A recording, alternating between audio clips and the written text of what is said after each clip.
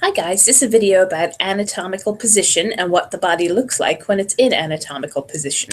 I'm going to start sharing my screen with you now. It looks a little weird for a moment, but once I bring up my PowerPoint show, you'll be able to see the PowerPoint slides that are posted on Blackboard as well. So I'm just going to get my pen ready because I want to make some extra notes on here for you as well as we go through these slides.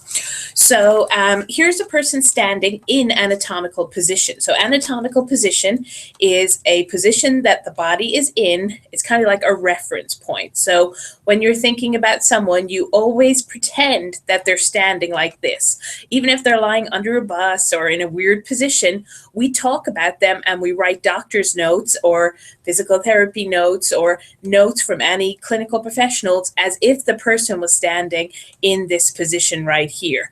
So that's anatomical position. So let's look at what you look like when you're standing in anatomical position. Your body is erect, so that means you're standing straight. Your feet are flat on the floor. Your toes are pointing forward. Your upper appendages, which is a fancy name for your arms are down by your sides. Your palms are facing forward and your face is facing forward. So this guy is standing in anatomical position to show you what it looks like. So let's take a look at two very common questions that come up on exams about somebody who's in anatomic position. So the first question is, when you're in anatomical position, what directions do the palms face? So the palms here, they're talking about the palms of your hands, right? So the question will ask you, or may ask you, when you're in anatomical position, will the palms of the hands face anterior or posterior? So these are two other anatomy words. Anterior means towards the front. Posterior means towards the back. So are the hands facing anteriorly or posteriorly when you're standing in anatomical position? So here's our guy standing in anatomical position, and look at the palms of his hands right here. Are those palms facing towards the front or are they facing towards the back? So obviously they're facing towards the front. So the correct answer here would be that when in anatomical position, the palms of the hands face anteriorly or towards the front. Now, what about the thumbs? So again, here's two other anatomical terms or two other anatomy words that we use.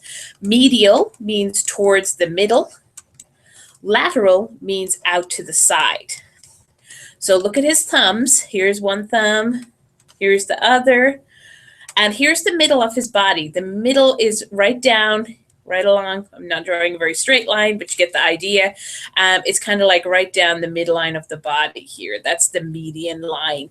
So are those thumbs facing towards the medial line or are they facing laterally out to the side? So the thumbs are facing out to the side, here and here. So the correct answer here would be lateral and medial would be incorrect. So when you're in anatomical position, your thumbs are facing laterally. They're pointing out to the side. So those are two very common questions that come up about anatomical position.